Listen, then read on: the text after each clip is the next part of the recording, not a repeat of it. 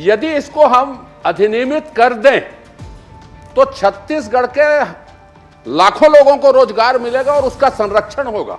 अभी तो उसका दोहन हो रहा है, कई लोग मरे हैं, कई लोग जेल गए हैं। अब आप मुझे अनुमति दीजिए, मैं 220 पर प्रश्न करूं कुछ, फिर केंद्रीय अधिनियम है मत हो जाएगा। नहीं तो इसमें चूंकि उल्लेख है, कितने गिग वर्कर्स काम कर रहे हैं किसी को नहीं मालूम, उसकी सेवा शर्तें क्या है नहीं मालूम। और चिंता की स्थिति यह है जो गिग वर्कर्स हैं उसका कंपनियों के मुकाबले ये हो रहा है कि हम 10 मिनट में सप्लाई करेंगे। हम लोग का आगे आएगा, फिर हम लोग निश्चित तौर पर इसमें काम करेंगे। मैंने पहले कहा बड़ा चिंता का विषय है कि इस देश में उदाहरण है, अनेक राज्यों ने अपने अधिनियम और नियम और निर्देश बना लिए। भारत सरकार का जो भी नियम बनता है उसके अधीन ही नियम बनेगा। तो मेरी बड़ी विनम्र आग्रह है माननीय मंत्री जी कि राज्य विचार करे। इस देश में अधिनियम बनाने वालों की कमी नहीं है। जो आपने समिति बनाई थी वो जरूरी नहीं है विशेषज्ञ लोग हों। और आपसे भी हम विचार विमर्श कर लेंगे कि हम इसमें क्या कर सकते हैं। आपका सुझाव आएगा, रिटायर्ड जज को दे दीजिए, विधि सचिव को बोलिए, यदि किसी ने नहीं बनाया तो हम नहीं बनाएंगे, ये कोई उत्तर नहीं। माननीय सभापति महोदय, माननीय सीधे साधे सरल सहज सज्जन मंत्री महोदय ने मुझे, लेकिन अभी आपने आरोप लगाया मंत्री जी के ऊपर, क्या भेदभाव का आरोप लगाया है आपने। क्या है, कुकर्म और कर्म से भी दशा निर्धारित होती है ना, इसलिए मैंने कांग्रेसी कहा वो भेदभाव कारण नहीं कहा, कर्म कुकर्म के कारण कहा। मेरा एक प्रश्न है और ये आपका ध्यान चाहूंगा विशेष तौर पे गिग वर्कर्स पर, और उसने केंद्रीय अधिनियम का हवाला दे दिया है। एक लाइन और अवगत आपको कराऊंगा माननीय नेता प्रतिपक्ष जी, आप भी सुनिएगा। इससे पहले मैंने आउटसोर्सिंग कंपनियों पर प्रश्न लगाया था, उसमें ध्यानाकर्षण, तो माननीय मंत्री जी ने स्वीकार किया इसके लिए भी कोई हमारे पास नियम कानून नहीं है, इसके गिग वर्कर्स के लिए भी कोई नियम कानून नहीं है छत्तीसगढ़ में। और यदि 1 मिनट की पृष्ठभूमि है, यदि इसको हम अधिनियमित कर दें तो छत्तीसगढ़ के लाखों लोगों को रोजगार मिलेगा और उसका संरक्षण होगा। अभी तो उसका दोहन हो रहा है, कई लोग मरे हैं, कई लोग जेल गए हैं। और जो आउटसोर्सिंग कंपनियां, ये कंपनियां हैं, वो ऐश कर रहे हैं, मजा कर रहे हैं। ये बड़ी गंभीर स्थिति है। अब आप मुझे अनुमति दीजिए, मैं 220 पर प्रश्न करूं कुछ, फिर केंद्रीय अधिनियम है मत हो जाएगा। नहीं तो इसमें चूंकि उल्लेख है, आप ये बता दीजिए साहब कि आप 2020 का उल्लेख किया है, तो उसको यदि आपने देखा होगा तो उसमें गिग वर्कर्स कौन सी श्रेणी में आएंगे, संगठित में आएंगे कि असंगठित में आएंगे, थोड़ा सा मुझे बता दीजिए।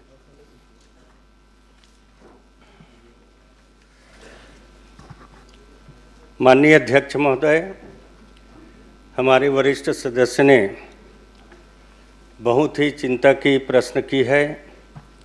निश्चित तौर पर यह चिंता का विषय है और उन्होंने इस विषय को उठाया है।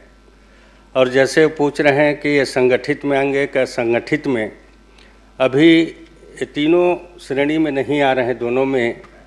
और भारत सरकार ने, चलिए बैठ जाइए, मैं आपको रास्ता दे रहा हूँ, कुछ नहीं, वो तो कुछ भी माननीय मजाक में मत लो थोड़ा आप। माननीय सभापति महोदय, 2020 जो अधिनियम का उल्लेख इसमें है प्रश्नोत्तरी में, मैं आपको बता दूं कि इसके अधिनियम बने हैं कि नहीं बने हैं, चूंकि उसका उल्लेख आपने किया है। अधिनियम नहीं बने हैं, उसी स्थिति में आप अनुकूलन करके क्या आप उस नियम के तहत अधिनियम के तहत नियम बनाएंगे क्या छत्तीसगढ़ में, छत्तीसगढ़ के लिए?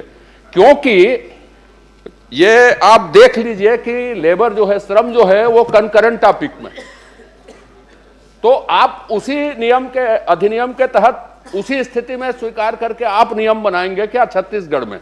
फिर मैं छोटा सा एक प्रश्न और करूंगा आपसे। माननीय सभापति महोदय, अभी के इन वर्षों के लिए भारत सरकार ने 2020 में इसका नया अधिनियम में अभी 4 कोड किए हैं। उसमें नवीन सामाजिक सुरक्षा संहिता 2020 में उन्होंने लिया है और 2025 में इसको प्रभावशील किए हैं। अभी इसका नियम नहीं बना है, जैसे भारत सरकार का नियम बन जाएगा उसके बाद छत्तीसगढ़ में भी उस नियम को हम लोग पालन करेंगे, उनसे अनुसरण करेंगे। और इससे पहले छत्तीसगढ़ में हम लोगों ने अधिकारियों का एक कमेटी बनाया था। बाकी जैसे हमारा कमेटी बना, कमेटी ने पूरा अपना नहीं कर पाए पूरा, और उसके बाद ही भारत सरकार का 4 नया कोड लागू हो गया और उसका अधिनियम जैसे बनेगा छत्तीसगढ़ में भी उसका अनुसरण करके हम लोग पालन करेंगे। माननीय अध्यक्ष महोदय, मैं एक स्थिति आपके ध्यान में लाना चाहता हूं। मेरे पास सभी नियम, राजपत्र, कॉन्स्टिट्यूशन सब मौजूद है। 2025 के नोटिफिकेशन इसलिए जारी किए गए भारत सरकार के द्वारा क्योंकि नए जो नियम उन्होंने बनाए, अधिनियम बनाए, उसके नियम नहीं बने हैं। नियम नहीं बने हैं, नियम बनते तक श्रम न्यायालय को ही सुनने का अधिकार दिया गया है। इतने ही नोटिफिकेशन है, वो इससे ज्यादा का नोटिफिकेशन नहीं है। अब यदि उसके डिटेल में जाएंगे तो फिर वही हो जाएगा कि उसके आधार पे आपको सुनना पड़ेगा क्या। कि मैं ये जानना चाहता हूं, क्या आपको मालूम है कि भारत देश में विभिन्न राज्यों ने अपना नियम और अधिनियम और नियम इस संबंध में, चाहे वो आउटसोर्सिंग कंपनी हो चाहे गिग वर्कर हो, इसके बारे में बना लिया। क्या आप अपना नियम, अधिनियम और नियम बनाने के बारे में विचार करेंगे क्या? मैंने बताया ना सभापति महोदय कि भारत सरकार का अधिनियम बन रहा है, नियम बन रहा है, उसके अनुसरण में हम लोग छत्तीसगढ़ में भी उसका अनुसरण करेंगे और नियम बनेंगे। आप भी काफ़ी वरिष्ठ सदस्य हैं और भारत सरकार का जो भी नियम बनता है उसके अधीन ही नियम बनेगा। बाकी मैंने पहले बता के हमने समिति का गठित किया था। माननीय सभापति महोदय, मैंने इसीलिए कॉन्स्टिट्यूशन का उदाहरण दिया है। कंकरेंट टॉपिक में समवर्ती सूची में, समवर्ती सूची में हम अपने अधिनियम भी बना सकते हैं और यदि केंद्र के अधिनियम आते हैं वो बेहतर होंगे तो आप ही आप वो लागू हो जाएंगे। उसमें तो कोई सवाल ही पैदा नहीं होता नहीं लागू होने का। लेकिन 2020 के नियम के बाद, अभी तक अधिनियम के बाद उसके नियम नहीं बने और अभी यह तय नहीं है कि वो नियम कब तक होंगे। और जब तक नियम नहीं बनेंगे, उसके निर्देश नहीं बनेंगे, छत्तीसगढ़ के बच्चे ऐसे ही शोषण के शिकार होते रहेंगे। और मैं लगातार इस विषय में 2 साल से प्रश्न कर रहा हूं या विभिन्न अवसरों में जा रहा हूं। इतने बड़े रोजगार के अवसर, आप सुन लीजिए कितना गंभीर विषय है। कितनी आउटसोर्सिंग कंपनियां छत्तीसगढ़ में है किसी को नहीं मालूम, कितने गिग वर्कर्स काम कर रहे हैं किसी को नहीं मालूम, उसकी सेवा शर्तें क्या है नहीं मालूम। और चिंता की स्थिति यह है जो गिग वर्कर्स हैं उसका कंपनियों के मुकाबले यह हो रहा है कि हम 10 मिनट में सप्लाई करेंगे। जो मानव अधिकार संगठन है वो विरोध कर रहे हैं 10 मिनट में कैसे सप्लाई होगा करके। और ऐसी स्थिति नहीं होती तो वो वर्कर मारे जा रहे हैं। और छत्तीसगढ़ में चाहे वो आउटसोर्सिंग के हो चाहे गिग वर्कर्स हो, कई आत्महत्या कर चुके हैं, कई जेल की हवा खा चुके हैं। यह शोषण को रोकना निहायत जरूरी है। फिर मैं आपसे आग्रह करूंगा कि यह कंकरेंट टॉपिक है। कंकरेंट टॉपिक में हम देश के विभिन्न राज्यों के अधिनियम को बुला के हम अपने परिवेश में उसको लागू कर सकते हैं। आज की स्थिति में यह है कि कितने इस तरह की कंपनी है वो काम कर रही छत्तीसगढ़ में, यही सरकार को नहीं मालूम है। इसलिए बहुत चिंता का विषय है। मैं चाहता हूं कि आप इसमें कुछ कहें और कुछ करें। छत्तीसगढ़ के बहुत सारे बच्चों को रोजगार मिलेगा, उनको सुरक्षा मिलेगी जो उसके बिना काम कर रहे हैं। उसके प्रश्नकाल में मैं ज्यादा बोल नहीं सकता, लेकिन एक चिंता का विषय और दूसरे विषय में आपका उत्तर आ जाता है कि इसमें कोई कानून नहीं है, इसमें कोई नियम नहीं हम बना रहे हैं और छत्तीसगढ़ के बच्चे शोषण के शिकार हो रहे हैं। तो आप इसमें आप खुद का नियम बनाएंगे क्या, अधिनियम बनाएंगे क्या, उसके नियम निर्देश बनाएंगे क्या, ये मुझे बता दीजिए। विचार करेंगे क्या? यदि विशेषज्ञ नहीं है, सक्षमता नहीं है, तो उसके लिए संस्थाएं मौजूद हैं जो बना देंगे। आप यदि इच्छा शक्ति दिखाएंगे तो हम लोग मदद करेंगे कि कौन इस नियम। और भारत सरकार का लागू होगा तो आप ही आप लागू हो जाएगा, जिस दिन लागू होगा उस दिन।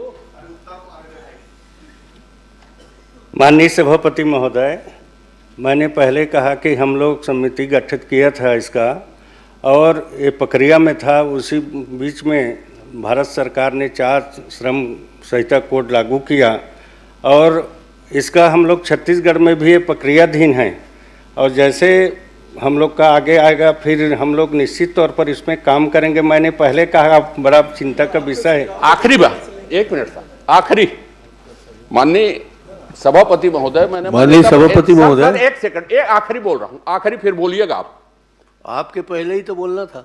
नहीं, आपके बाद नहीं बोल पाऊंगा ना मैं, नहीं, मेरा क्रम समाप्त माननीय हो जाए। सभापति महोदय, ये लखनलाल जी से संतुष्ट होने वाला नहीं है, नहीं नहीं, इसलिए ऐसा आप नहीं। ही कोई संतुष्टि की दवा दे दीजिए, बाकी नहीं। कुछ संभव नहीं। माननीय सभापति महोदय, बिल्कुल संतुष्ट असंतुष्ट का सवाल नहीं है, उसकी एफिशिएंसी पर मुझे कोई संदेह नहीं है।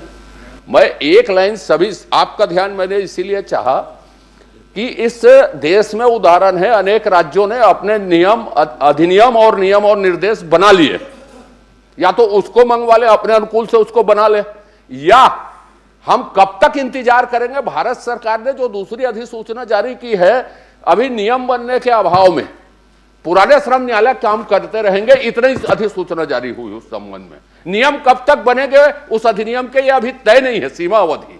तब तक क्या करेंगे हम लोग? आउटसोर्सिंग में वही स्थिति है, गिग वर्कर्स में वही स्थिति है, तो छत्तीसगढ़ के बच्चे तो फिर गड़बड़ हो जाएगा। तो मेरी बड़ी विनम्र आग्रह है माननीय मंत्री जी कि राज्य विचार करे, इस देश में अधिनियम बनाने वालों की कमी नहीं है। जो आपने समिति बनाई थी वो जरूरी नहीं है विशेषज्ञ लोग हों, काबिल लोग हों। मैं किसी की काबिलियत आज आरोप प्रत्यारोप का बिल्कुल विषय नहीं। आप ये बोलिए कि रिटायर्ड जज को दे दीजिए, विधि सचिव को बोलिए, सिटिंग जज को बोलिए कि आग्रह कर दीजिए कि आप इसमें अधिनियम बना दीजिए करके। तो एक इच्छा शक्ति का सवाल है, आप घोषणा करिए हम बनाएंगे अधिनियम। माननीय सभापति महोदय, मैंने पहले कहा कि प्रक्रियाधीन है और 4 कोड भारत सरकार की श्रम संहिता का लागू उन्होंने किया है। प्रक्रियाधीन नियम आने दीजिए। अभी आप जैसे बोल रहे हैं कई राज्यों ने बना दिया है, अभी किसी भी राज्य का नियम इनके लिए नहीं बना है। जैसे, और आपसे भी हम विचार विमर्श कर लेंगे कि हम इसमें क्या कर सकते हैं, आपका सुझाव आएगा और नियम प्रक्रिया में रहेगा। श्री व्यास कश्यप जी, हम यदि एक, माननीय सभापति महोदय, मान लो मैं इनकी बात को, मान लो मैं सहमत नहीं हूं कि दूसरे राज्यों ने बनाया है, मैं उदाहरण दे दूंगा दूसरे राज्यों का, लेकिन यदि किसी ने नहीं बनाया है तो हम नहीं बनाएंगे, यह कोई उत्तर नहीं। इसलिए आप बना सकते हैं चाहे तो, और प्रक्रियाधीन है सवाल है तो भारत सरकार के पास 2020 से लंबित है, उसके नियम नहीं बने हैं अभी तक।